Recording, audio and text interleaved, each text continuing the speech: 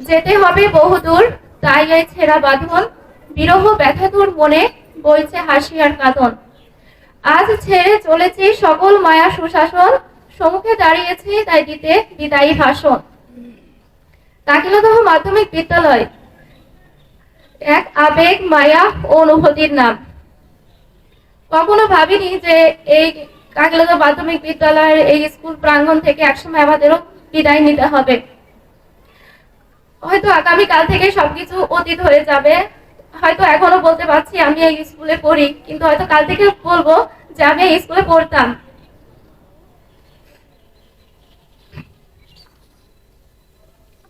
আসলে আজকের এই পরিস্থিতিতে দাঁড়িয়ে নিজেকে সামলানোটা কঠিন।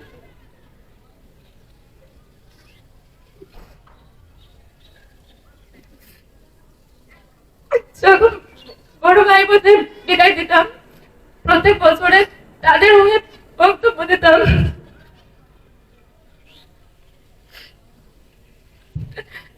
তাদের উদ্দেশ্যে কিছু বলতাম, কিন্তু কখনো ভাবিনি তাদের বিদায় দিতে দিতেই কোন এক সময় আমাদের বিদায়ের ঘন্টা বেজে উঠবে, আমাদেরকে অর্থাৎ আমাকেও বিদায় ভাষণ দিতে হবে।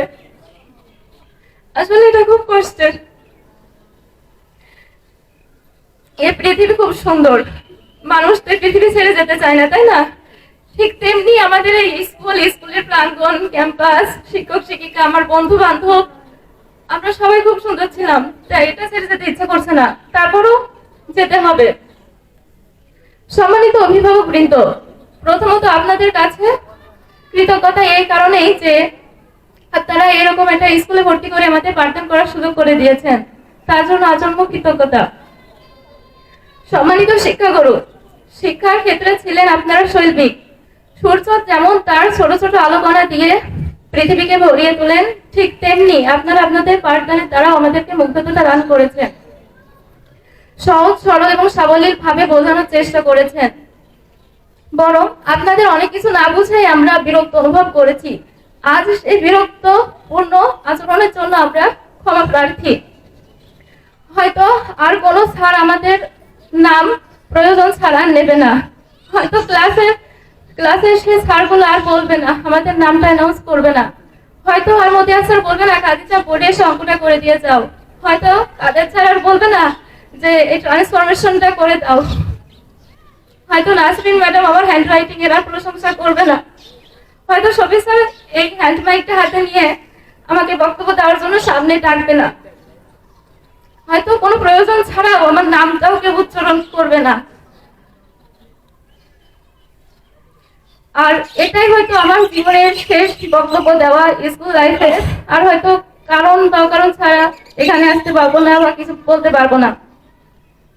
এই স্কুলের সাথে, স্যারদের সাথে, আমার সহপাঠীর সাথে, ছোট ভাই বোনদের সাথে যে গভীর আর কতগুলো স্মৃতি জড়িয়ে রয়েছে তা বলে শেষ করতে পারবো না। শিক্ষাদানের ক্ষেত্রে আপনাদের শিক্ষকদের অনেক শাসন, বকা বা মার খেয়েছি, তখন সাময়িক সময়ের জন্য বিরক্তিপূর্ণ মনে হলেও আজ সেটার মূল্য বুঝতে পারছি। প্রিয় সহপাঠী, অচেনা কতগুলো মুখ কে কোথা থেকে এসেছিলাম জানতামও না, চিনতামও না, তারপরও তোদের সাথে 5টি বছর কেটে গেল কিভাবে। আর হয়তো কারোর ঘাড়ের উপর দোষ চাপিয়ে দিতে পারবো না, ক্লাসে বসে নিজে কথা বলেও বলতে পারবো না স্যার আমি নাও কথা বলছে, আর হয়তো অ্যাসেম্বলি দাঁড়িয়ে সবাই মিলে জাতীয় সঙ্গীত গাইতে পারবো না, আর হয়তো সবার বান্ধবীদের যেসব নাম পড়াইছিলাম আমরা সেই নামে কাউকে ডাকতে পারবো না, আর ছেলেদের থেকে আর কোনো ট্রিট চাওয়া হবে না, ছেলেরাও আমাদের ব্যাগ থেকে আর কলম চুরি করবে না, আমাদের নেওয়া কলমটা নিয়ে আর তারা মানে ফেরত দিতে পারবে না এমন বলবে না।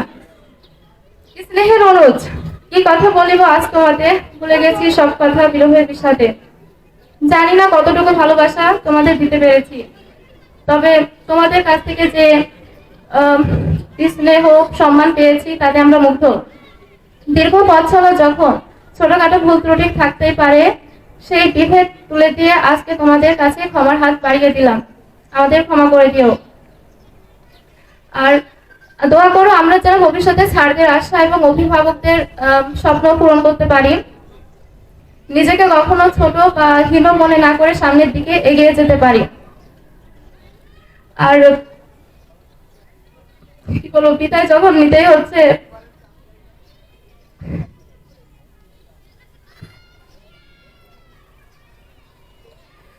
সবাই আমার জন্য, আমাদের এসএসসিটা 2024 সালের জন্য দোয়া করবে, যাতে আমরা স্বাভাবিক, সুস্থ, সুন্দর এবং ভালো থেকে পরীক্ষা দিয়ে অনেক সুন্দর রেজাল্ট করে নিয়ে আসতে পারি। এবং তোমরাও সেই ভালোভাবে পড়াশোনার প্রিপারেশন নাও, আমাদের জন্য দোয়া করবে। তো এখানে উপস্থিত সর্বশেষ উপস্থিত সকলের জন্য দোয়া প্রার্থনা করে আমি আমার বক্তব্য শেষ করছি। আসসালামু আলাইকুম।